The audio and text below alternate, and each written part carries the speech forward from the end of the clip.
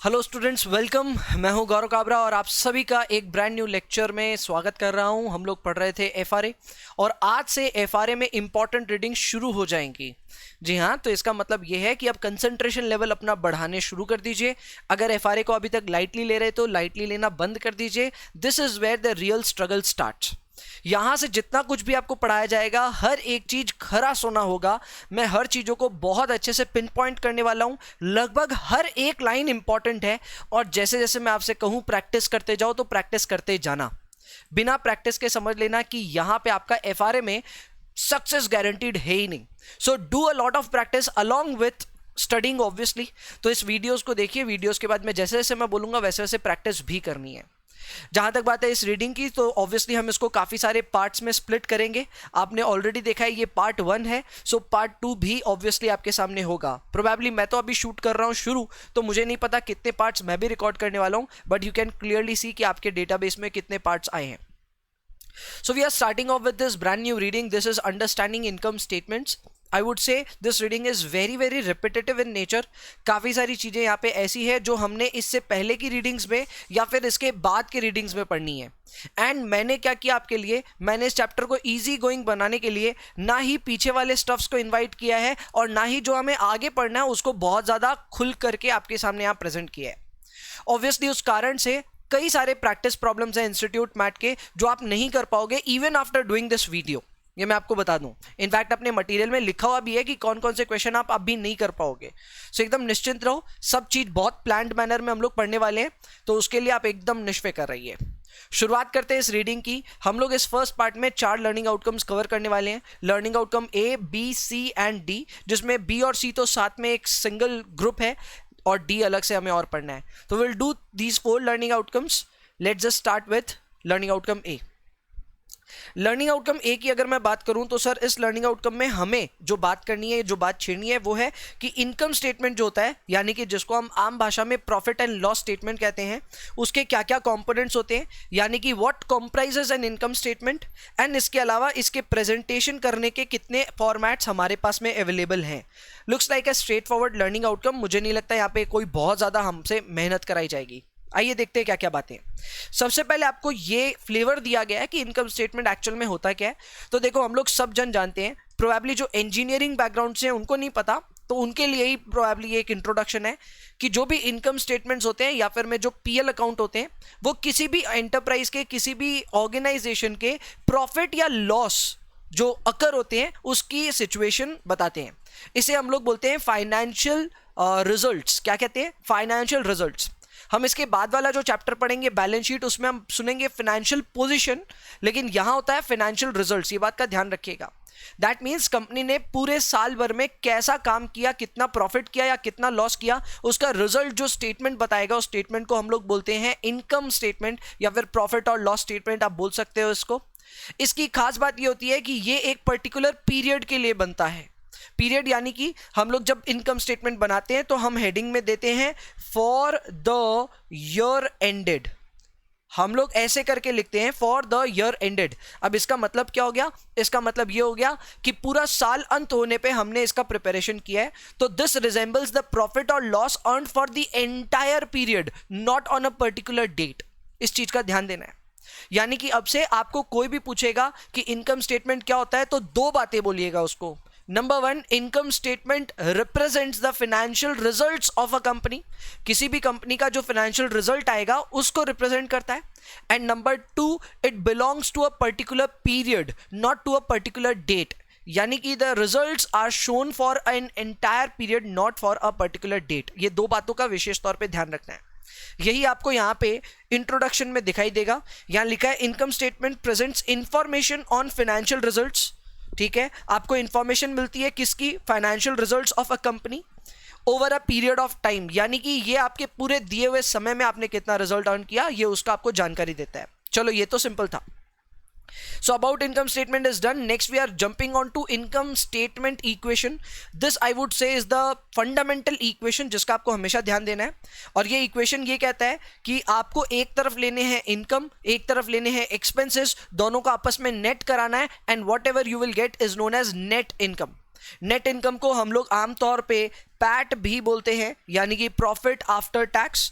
इसको हम net profit भी बोलते हैं, नेट प्रॉफिट भी आपने नाम सुना होगा।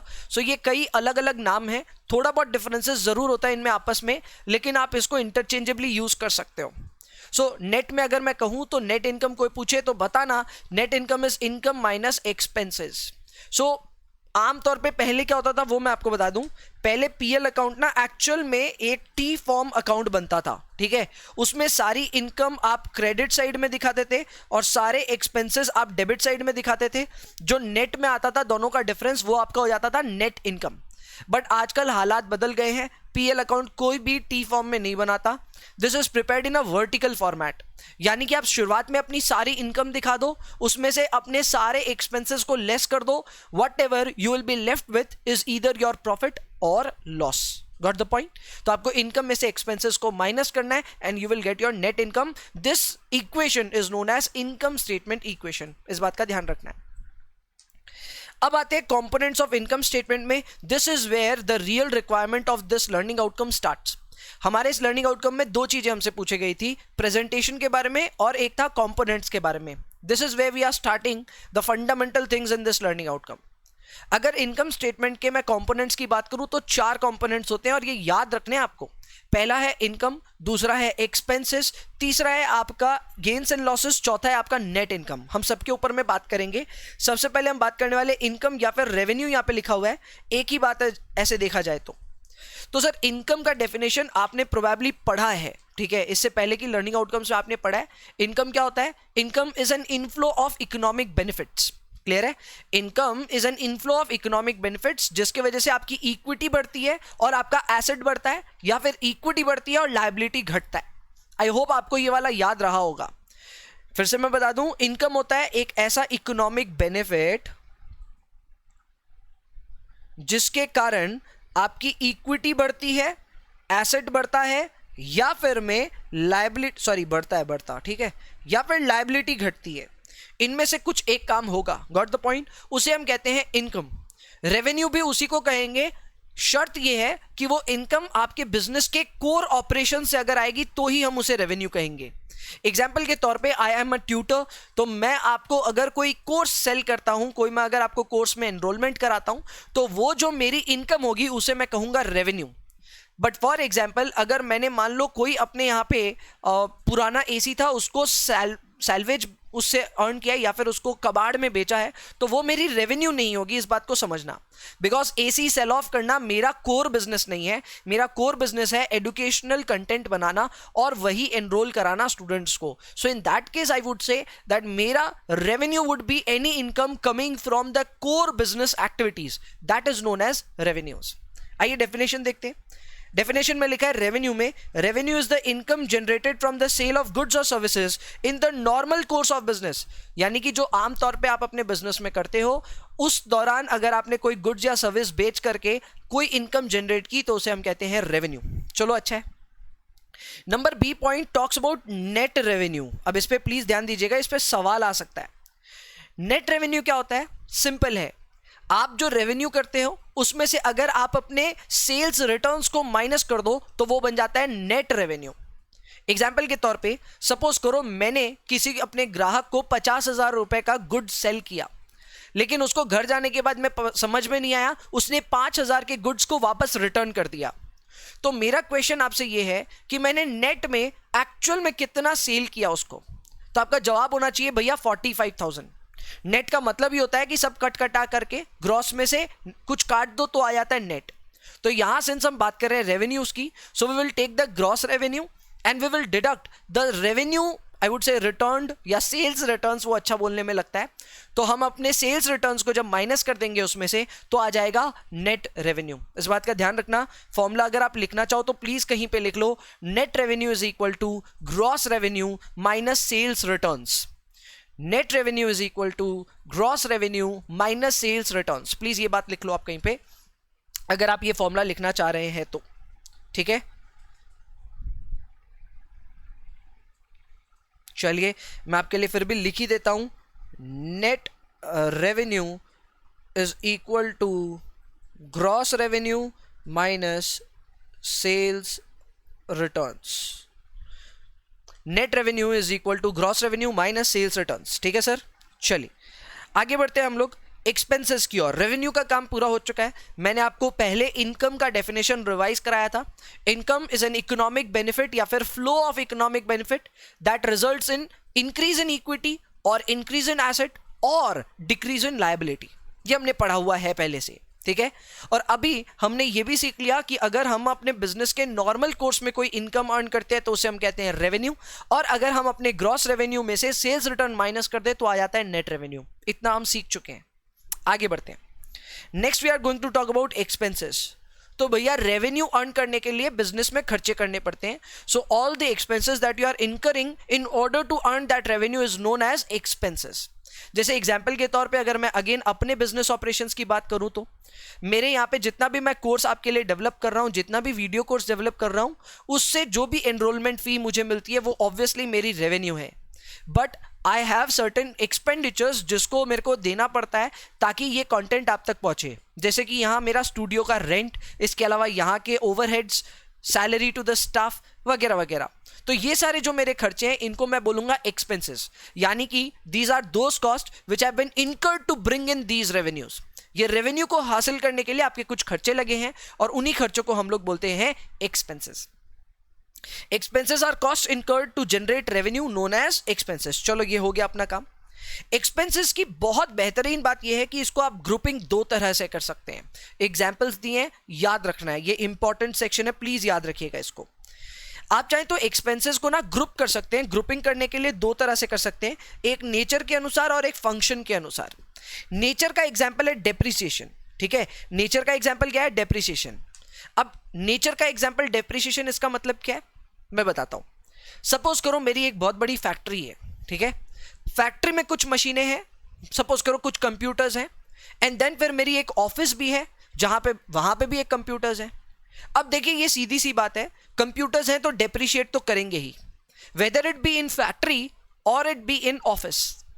तो अगर डेप्रिसिएशन के दोनों खर्चों को मैं लेकर के एक साथ ग्रुप कर दूं तो मैं कहूंगा I have grouped my depreciation expenses as per the grouping of nature. दोनों का नेचर एक ही है, दोनों में खर्चा क्या चीज का रिपोर्ट हुआ? डेप्रिसिएशन का। सो चलो दोनों को मिला देते हैं। बट आप जानते हैं कि ये दोनों अगर हम फंक्शन वाइज देखें तो दोनों काफी अलग है। फैक्ट्री में जो काम होता है, फैक्ट्री का जो मेन फंक्शन है वो है प्रोडक्शन, और वहीं पे हम ऑफिस का अगर कोई मेन फंक्शन डिफाइन करें तो वो होता है एडमिनिस्ट्रेशन। दोनों अलग अलग फंक्शंस हैं। तो अगर आप दोनों का अलग अलग फंक्शंस आइडेंटिफाई करें तो depreciation should have been production overhead and depreciation in the office should have been administrative overhead. ये इस तरह से डिफाइन करना चाहिए था, यानी कि एक ग्रुप में नहीं डालना चाहिए था अगर हम इसको फंक्शन से करने जाएं तो। बट यूजुअली हम डेप्रिसिएशन को इकट्ठा कर देते हैं, अब वो डेप्रिसिएशन चाहे जहां से भी आए। तो अगर आप डेप्रिसिएशन को ग्रुप करके साथ में दिखा रहे हो अपने बुक्स ऑफ अकाउंट्स में तो हम कहेंगे it is grouping by way of nature.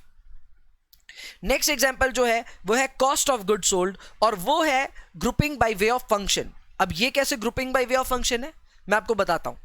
देखो आमतौर पे क्या होता है, जब हम कोई गुड्स बनाते हैं बेचने के लिए तो उसके प्रोडक्शन से लेकर के उसके फिनिशिंग तक का सारा खर्चा हम एक तरफ ग्रुप करते रहते हैं।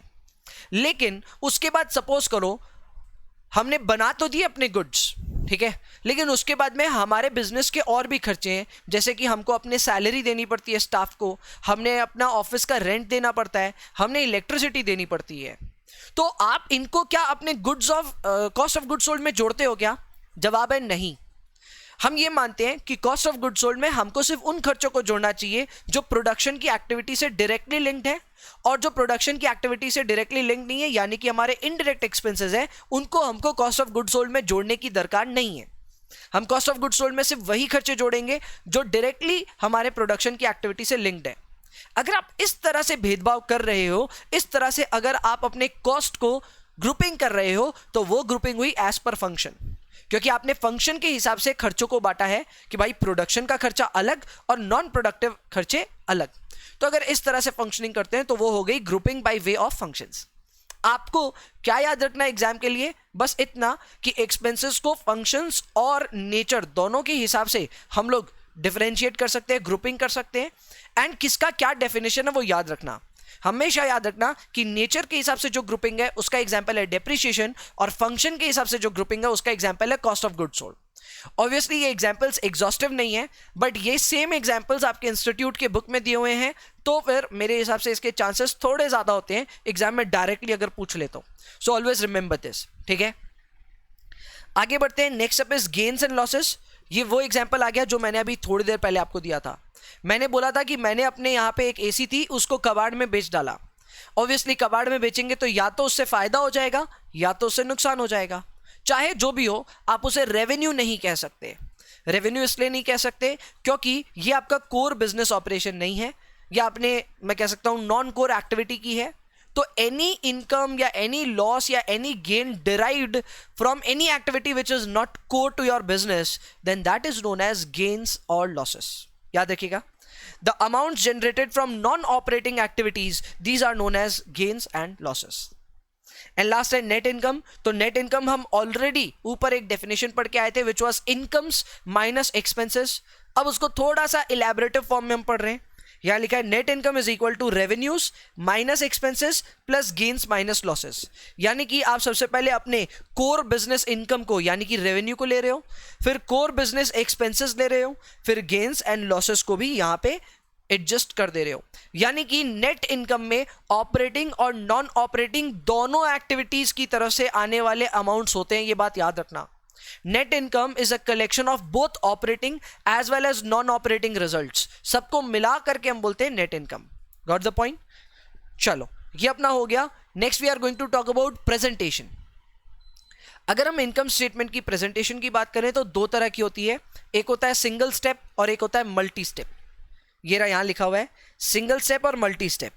तो एक मिनट के लिए मैं उन बच्चों से बात करना चाहता हूं जिन्होंने कभी भी लाइफ में अकाउंट्स पढ़ा है, ठीक है। इंजीनियरिंग बैकग्राउंड वालों, एक बार आप थोड़ा सा रुकना, ठीक है। जिन्होंने पढ़ा है अकाउंट्स कभी भी अपने लाइफ में, उनको पता है कि हम लोग ना पहले जब सीखे थे बुक कीपिंग में, तो हमने सीखा था कि सबसे पहले एक ट्रेडिंग अकाउंट बनाते हैं और ट्रेडिंग अकाउंट के बाद में एक पीएल अकाउंट बनाते हैं। क्या आपने ऐसा कभी सीखा हुआ है? कभी ऐसा सीखा है? ट्रेडिंग अकाउंट एक ऐसा अकाउंट होता था जिसमें हम सबसे पहले अपने सारे डायरेक्ट रेवेन्यूज और डायरेक्ट एक्सपेंसेस को डाल देते थे, और ऑब्टेन जो करते थे उसे हम कहते थे ग्रॉस प्रॉफिट। क्या कहते थे? Gross profit. फिर ग्रॉस प्रॉफिट से हम कैलकुलेट करते थे नेट प्रॉफिट या फिर नेट ऑपरेटिंग प्रॉफिट, जो भी आप बोल लो, ठीक है। पीएल अकाउंट में अलग से जाके कैलकुलेट करते थे, ठीक है। तो पहले तो हम ऐसे ट्रेडिंग और पीएल अलग अलग अकाउंट बनाते थे। बाद में हमने ट्रेडिंग एंड पीएल को अलग बनाना तो छोड़ दिया था, एक सिंगल स्टेटमेंट बनाते थे, लेकिन उसमें भी ग्रॉस प्रॉफिट कैलकुलेट करके दिखाते थे। पहले बीच में एक सेगमेंट बनाते थे, पहले ग्रॉस प्रॉफिट कैलकुलेट करते थे, फिर ग्रॉस प्रॉफिट को वापस ब्रॉड फॉरवर्ड करके फिर आगे का सारा काम करके नेट प्रॉफिट कैलकुलेट करते थे। क्या आपने लाइफ में कभी ऐसा किया है? कभी एक ही स्टेटमेंट में ग्रॉस प्रॉफिट दिखा करके फिर नेट प्रॉफिट कैलकुलेट किया है? अगर किया है तो उस तरह के इनकम स्टेटमेंट को हम लोग बोलते हैं मल्टी स्टेप इनकम स्टेटमेंट। और वहीं पे अगर आपने मल्टी स्टेप कभी किया नहीं, आपने एक सिंगल स्टेटमेंट ही बनाया, सारे खर्चे एक तरफ, सारे रेवेन्यू एक तरफ, एक बार में सारे रेवेन्यू दिखा दो, सारे इनकम्स दिखा दो, और एक बार में सारे एक्सपेंसेस एंड लॉसेस दिखा दो, जो रिजल्ट आया सीधा नेट प्रॉफिट। अगर आप इस तरह से पीएल अकाउंट बनाते हो तो फिर वो बन जाता है सिंगल स्टेप। तो ये रहा मेरा एड्रेस उनके लिए जिनका थोड़ा बहुत अकाउंट्स का बैकग्राउंड है। अब जिनको अकाउंट्स एकदम नहीं आता, वो मेरी बात सीधी सीधी समझो। अगर आपने अपने सारे रेवेन्यू और सारे एक्सपेंसेस को इकट्ठा करके एक बार में माइनस किया और सीधा ही नेट प्रॉफिट पे ही लैंड किए या नेट इनकम पे ही लैंड किए, तो फिर हम कहेंगे कि आपने सिंगल स्टेप प्रेजेंटेशन किया है। वहीं पे अगर आपने सबसे पहले अपने कोर बिजनेस रेवेन्यूज को और कोर बिजनेस एक्सपेंडिचर्स को आपस में सेट ऑफ किया, ग्रॉस प्रॉफिट कैलकुलेट किया, ग्रॉस प्रॉफिट के बाद में उसमें से बाद बाकी आइटम्स डिडक्ट किए जो कि नॉन ऑपरेटिंग आइटम्स होते हैं, और फिर जाकर के आपने कैलकुलेशन किया अपना नेट प्रॉफिट का, तो इतना जो अड़ंगा किया उसके वजह से हम उसे कहते हैं मल्टी स्टेप। क्लियर है? तो बस ये इतना सा याद रखना, और ये क्लियरली लिखा हुआ भी है बात। If all the revenues and expenses are grouped together and there are no subtotals, then we say it is a single step model. And वहीं पे अगर एक multi step model होगा तो you will see that there is a gross profit total and there is an operating profit total. आपको ये दो total जरूर दिखेंगे। सो बस इतना सा याद रखने से आपका काम हो जाएगा। दैट प्रेजेंटेशन दो तरह की है, एक है सिंगल स्टेप, एक है मल्टी स्टेप। सिंगल स्टेप में ग्रॉस प्रॉफिट दिखाने की कोई गुंजाइश नहीं है, मल्टी स्टेप में दिखाना है। ठीक है sir, done. Learning outcome A is done. We are jumping on to learning outcome B and C now. ठीक है, learning outcome B and C में we are going to talk primarily about revenue recognition. अब आप पूछोगे भैया revenue recognition क्या होता है, तो मैं बता दूं कि आपको रेवेन्यू रिकॉर्ड कब करना है, कितना करना है, इसके लिए कुछ रूल्स होते हैं। उन रूल्स को हम बोलते हैं रेवेन्यू रिकॉग्निशन रूल्स। ठीक है, यानी कि रेवेन्यू कितनी अपनी पीएल में दिखानी है, उसके जो रूल्स होते हैं उसे हम कहते हैं रेवेन्यू रिकॉग्निशन। ठीक है, रेवेन्यू रिकॉग्निशन को लेकर के कई अकाउंटिंग स्टैंडर्ड्स में अलग अलग बातें लिखी हुई है, हम सबके बारे में कवरेज करेंगे। एंड उसके बाद में हम बात करेंगे कि calculate revenue given information that might influence choice of revenue recognition method. तो थोड़ा सा डिटेल्ड है, रेवेन्यू रिकॉग्निशन पे ही सारी बातें होने वाली है, एक एक करके सब पॉइंट्स को कवर करेंगे। आइए, first of all let's talk about accrual method of accounting. ठीक है, पहला मेथड है एक्रूअल मेथड ऑफ अकाउंटिंग। ये मेथड के बारे में आप लोगों ने सुना होगा कभी ना कभी। एक्रूअल मेथड ऑफ अकाउंटिंग एक ऐसा मेथड होता है जहां पे आप रेवेन्यू तब रिकॉग्नाइज करते हो जब आप उसे कमा लेते हो, ना कि जब आप उसे रिसीव करते हो। एग्जाम्पल के तौर पे, ऐसे अपने केस में तो नहीं बता सकता, लेकिन मान लो ऐसा कोई केस हो जहां पे एक स्टूडेंट ने मेरे से एक कोर्स एनरोल कर लिया लेकिन मुझे पेमेंट नहीं की अभी तक। वो बोल रहा है पेमेंट कर देगा, अभी फिलहाल उसने पेमेंट नहीं की। तो मैं अपने बुक्स में सेल की एंट्री कब पोस्ट करूं? एग्जाम्पल दे रहा हूं आपको। सपोज करो 1 जनवरी को आप में से ही कोई स्टूडेंट ने मेरे को बोला सर मुझे कोर्स चाहिए। मैंने बोला चलो ठीक है ले लो। आपने कोर्स ले लिया, लेकिन आपने 31 जनवरी को एक्चुअल में इसकी पेमेंट की।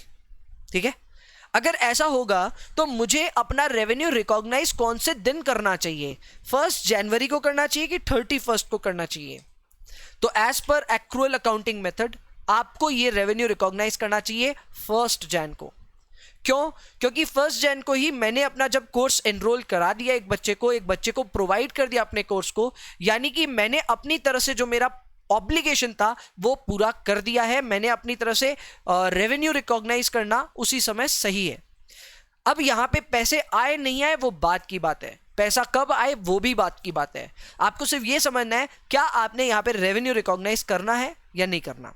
तो उसके लिए सिर्फ एक ही जवाब है, अगर आपको लगता है you have earned it, record it. पैसे से कोई मतलब नहीं है। अब इसी चक्कर में कई चीजें निकल करके आती हैं। फॉर एग्जाम्पल, आप CFA लेवल 1 की क्लास करते हुए आपको ऐसा लगा यार ये सही लग रहा है लेक्चर्स, हम तो लेवल 2 में भी इन्हीं को लेंगे। तो आपने लेवल 2 के लिए मुझे प्री बुक कर लिया। ठीक है, प्री बुक कब किया? सपोज करो 1 जनवरी को ही आपने मुझे बोल दिया सर ये रहे कोर्स की फी और हम तो आपसे ही पढ़ेंगे।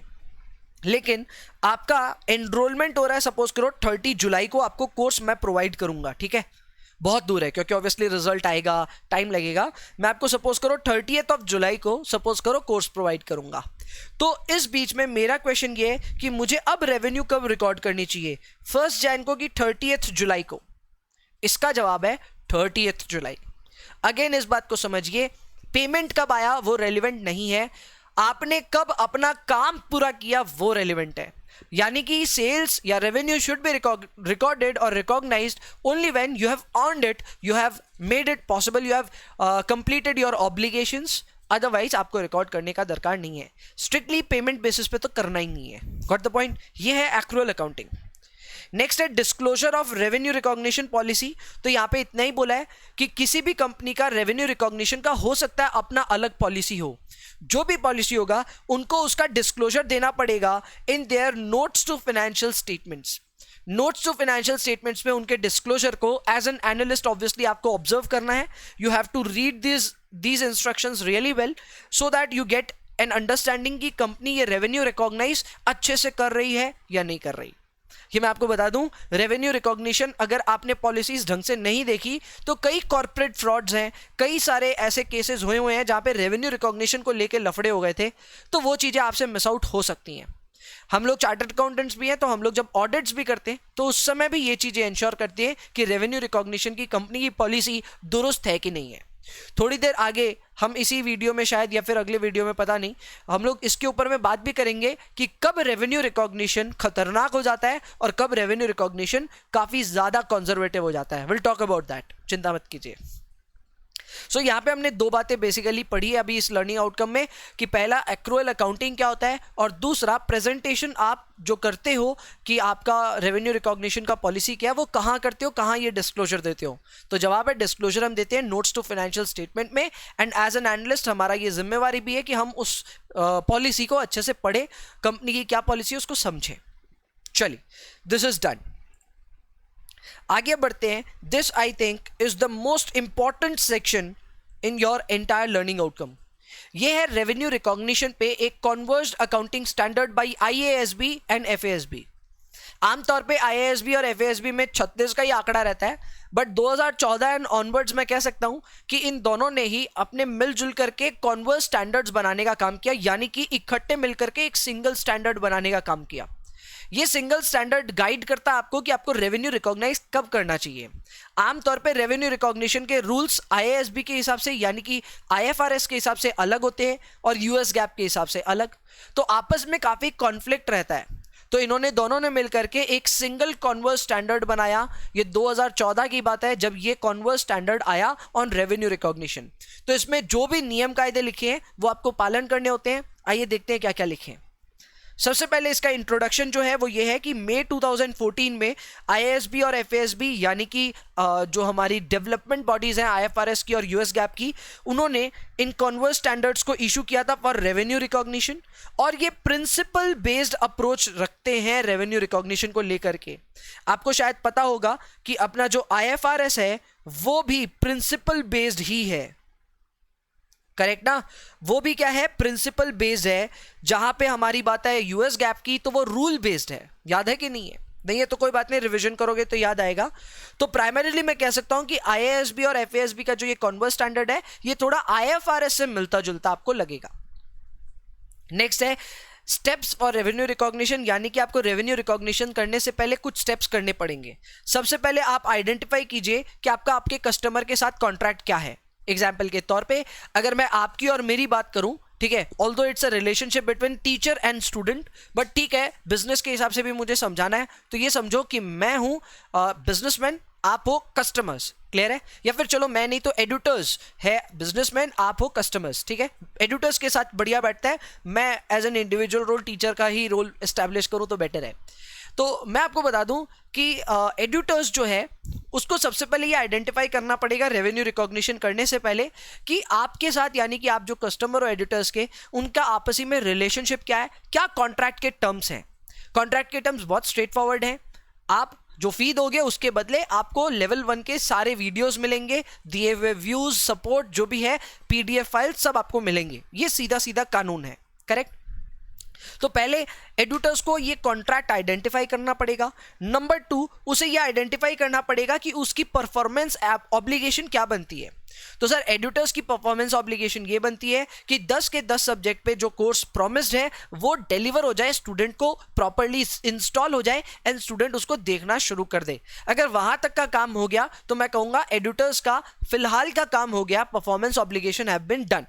हाँ, सपोर्ट इज देयर। इसके अलावा जो आपकी टेक्निकल क्वेरीज है उसके लिए मैं भी ऑब्वियसली क्या कहते हैं रिस्पॉन्सिबल हूं, वो अलग बात है। बट प्राइमरी जो ड्यूटी है वो यही है कि कोर्स एनरोल करने के साथ साथ इंस्टॉलेशन दिए हुए रेस्पॉन्सिबल टाइम पे हो जाए, और वो हो जाना चाहिए। ठीक है, रीजनेबल टाइम पे, रेस्पॉन्सिबल टाइम बोल रहा था मैं।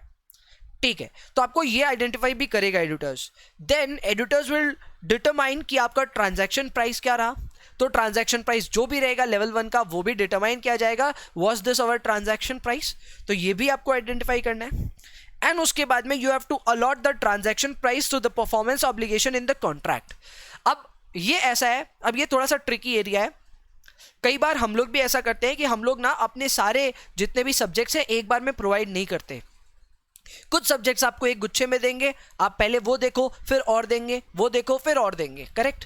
ऐसा इसलिए करते हैं ताकि हमें भी एक ट्रैक रहे कि स्टूडेंट्स कितना पढ़ाई कर रहे हैं, क्या क्या अभी तक देख चुके हैं। हम एक बार में आपको दे देंगे ना तो आपको भी ऐसा फील आएगा कि हमने सब कुछ दे दिया और आप तो अब हमारे पे ध्यान ही नहीं देते।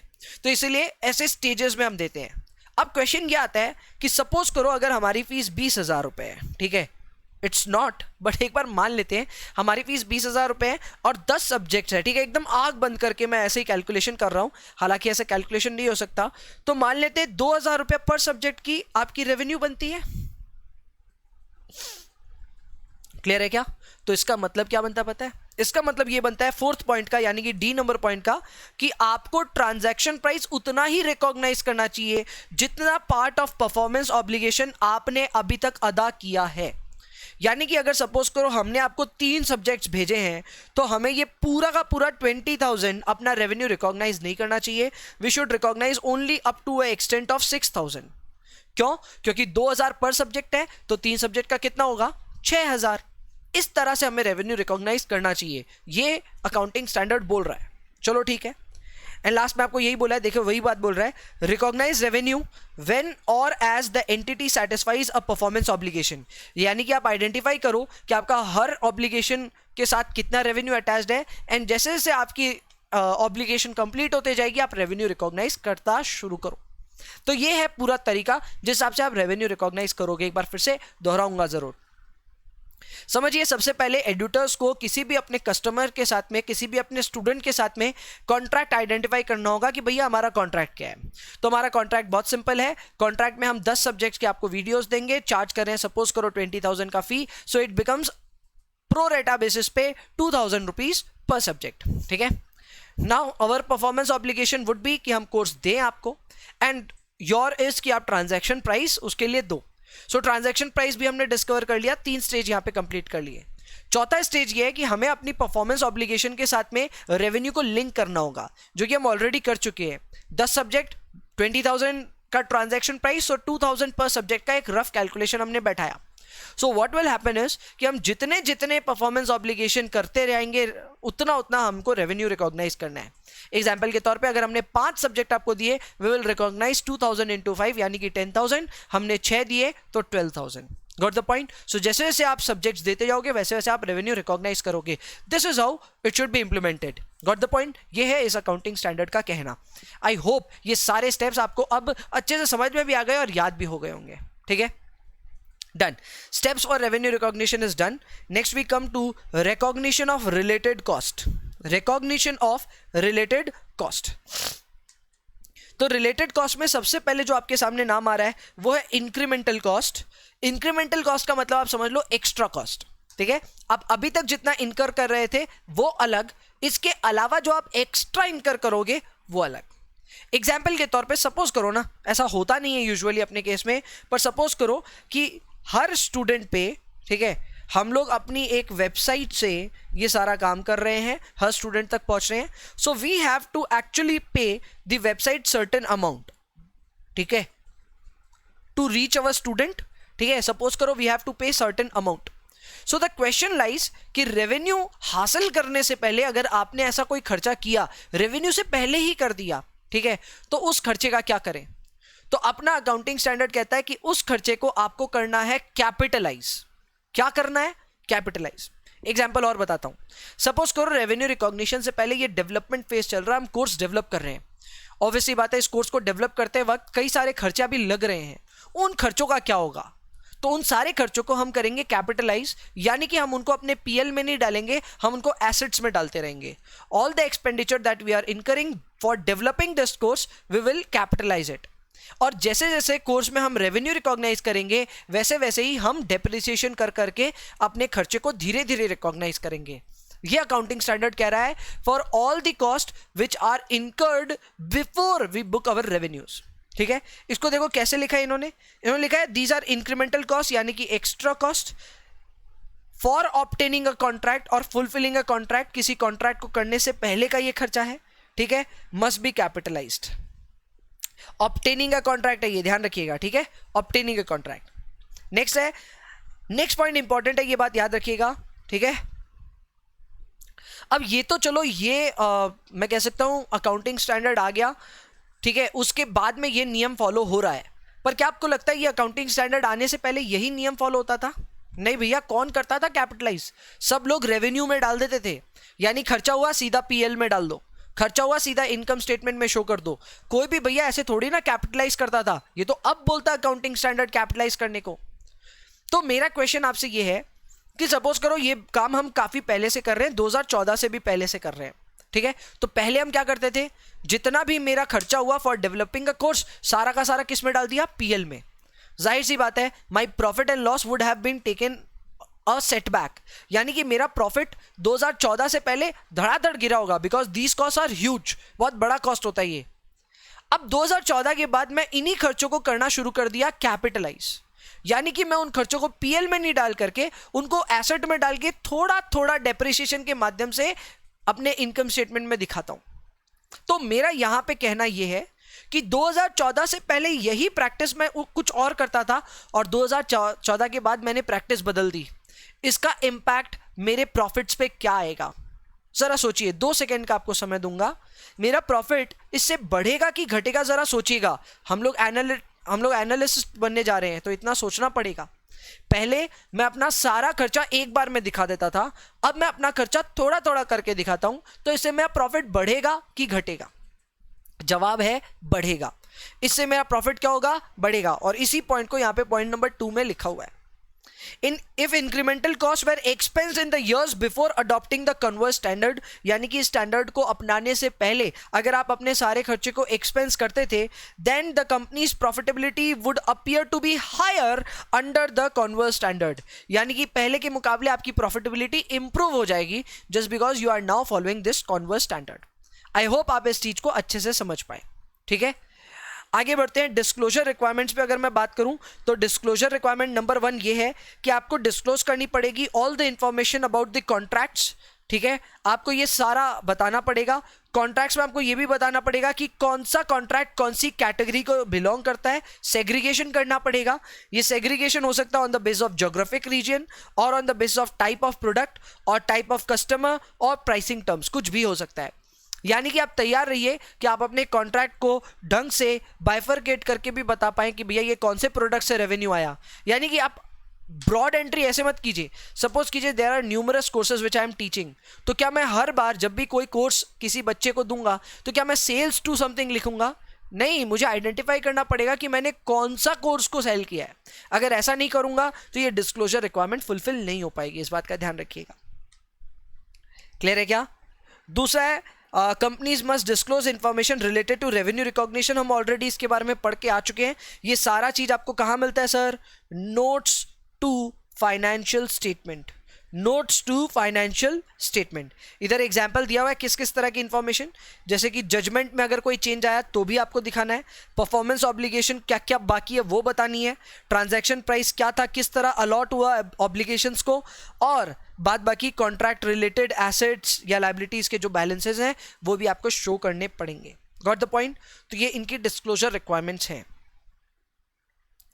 यहां पे एक और बहुत इंटरेस्टिंग पॉइंट था जिसपे कोई हेडिंग तो नहीं आ सकता। ये इंटरेस्टिंग पॉइंट ये है कि अगर कोई एजेंट है, ठीक है, जिसने आपकी सपोज करो कोई एयर टिकट्स बुक की, ध्यान दीजिएगा सवाल पे, आपने कोई एयर टिकट है जो किसी एजेंट से बुक करवाई, उसने आपसे 80,000 रुपए की पेमेंट मांग ली। कोई फॉरेन टूर पे आप जा रहे थे, आपने सिर्फ टिकट्स बुक करवाई हैं उससे, उसने बोला सर 80,000 रुपए भेज दीजिए, आपने भेज भी दिए। मेरा क्वेश्चन ये है कि इस एयर टिकट के लिए उसने 80,000 रुपए जो चार्ज किए ना, उसमें 75,000 तो एयरलाइन को ही देना है उसको, ठीक है, और 5,000 रुपीज उसका कमीशन है। क्लियर है? ये बाइफरकेशन उसने करके दिया था आपको, आपके इनवॉइस में लिखा हुआ है। पर मेरा क्वेश्चन आपसे ये है कि आपका जो एजेंट है जिसने आपको ये बिल पकड़ाया है, वो अपनी रेवेन्यू कितनी शो करेगा? 80,000, 75,000 या फिर 5,000? सोचिए जरा। एक एजेंट है, उसने बिल बनाया, 80,000 का बिल है, आपने पेमेंट भी 80,000 की, वो सेल कितना रिकॉर्ड करेगा? 80,000, 75,000 की 5,000? जवाब है 5,000। अब यहां जवाब 5,000 इसलिए है क्योंकि ये जो एजेंट है इसका काम है सिर्फ आपके लिए टिकट बुक करना, तो इसको सिर्फ कमीशन इसके लिए रेवेन्यू है। बाद बाकी इसने जो 75,000 आपसे वसूले हैं वो एक तरह से रीइंबर्समेंट है, एक तरह से आउट ऑफ पॉकेट एक्सपेंसेस है, उसके लिए इसको रेवेन्यू बुक करने की दरकार नहीं है। समझिए इस बात को, वो तो डायरेक्टली एयरलाइन को ही पेमेंट हो गया ना, इसका कोई काम नहीं है। अब बोलेंगे भैया ऐसे तो आप बता दिए बहुत इजी एग्जांपल में, पर हम अदरवाइज कैसे आइडेंटिफाई करेंगे कितना रेवेन्यू हमें दिखाना है? तो उसका जवाब सीधा सीधा है, वो इज द प्रिंसिपल ऑब्लिगोर। ये बात ध्यान रखिएगा, वो इज द प्रिंसिपल ऑब्लिगोर। ये क्वेश्चन आता है, यानी कि जैसे अब आप एयरलाइन टिकट बुक किए, ऑब्वियसली फ्लाई करने के लिए ही आपने पैसे दिए हैं, तो क्या आपको एजेंट उड़ा देगा क्या? जय श्री राम बोला और चढ़ा देगा आपको हवा में, ऐसा करेगा? खुद के पीठ पे बैठा के लेके जाएगा? नहीं भैया, हमको तो उड़ाएगा या हमको ट्रैवल करवाएगा एयरलाइंस। तो एयरलाइन के लिए हम पैसे दिए, हाँ 5,000 रुपये हमारा कमीशन लगा, वो अलग बात है। तो आप ध्यान दीजिए, आपने जो पैसे दिए हैं ना 75,000 के लिए प्राइमरी ऑब्लिगोर एक्चुअल में वो एयरलाइन है। आपने जो ट्रांजैक्शन प्राइस 75,000 दिया वो ऐसी सर्विस के लिए दिया जिसके लिए प्राइमरी ऑब्लिगोर यानी कि किसको अपनी ड्यूटी करनी है, उसके लिए एयरलाइंस को। तो 75,000 की रेवेन्यू एयरलाइन बुक करेगा। जहां तक बात है इस एजेंट का, इस कमीशन एजेंट का, तो वो 5,000 के लिए ऑब्लिगर है, primary obligor, because he was responsible to book a ticket for you, he has done that, so he will record 5,000 for his own. यानी कि हमेशा पैसे पे करते वक्त या फिर इनवॉइस में भी ये जरूर चेक करें कि प्राइमरी ऑब्लिगोर आप थे या नहीं थे। एग्जाम्पल के तौर पे अगर आप भी मेरे से, सपोज करो, ऐसा भी हम लोग करते नहीं है, खैर एडिटर्स ऐसा नहीं करता, लेकिन मान लो आप कैलकुलेटर भी हमसे अगर बुक करते हैं, ठीक है, फॉर एग्जांपल कोर्स फी के साथ में कैलकुलेटर भी आपको दिया जा रहा है, तो कैलकुलेटर जो भी 2,500 3,000 रुपए जो भी लगे, तो क्या वो आप हमको अपना रेवेन्यू दिखाना चाहिए? हमको अपने रेवेन्यू में उसको भी जोड़ना चाहिए? जवाब है ना, हम लोग का काम वो नहीं है। We are not primarily obligated to give you a calculator, we are obligated to give you a content, we are obligated to give you video course, but not the calculator. So calculator का हमको revenue calculate नहीं करना चाहिए। Got the point? So हमेशा इस चीज का ध्यान दीजिए, क्या आपको revenue में दिखाना है, क्या नहीं दिखाना, इसका डिसीजन डिपेंड करता है कि वो इज द प्रिंसिपल ऑब्लिगो। चलिए, learning outcome B and C is done।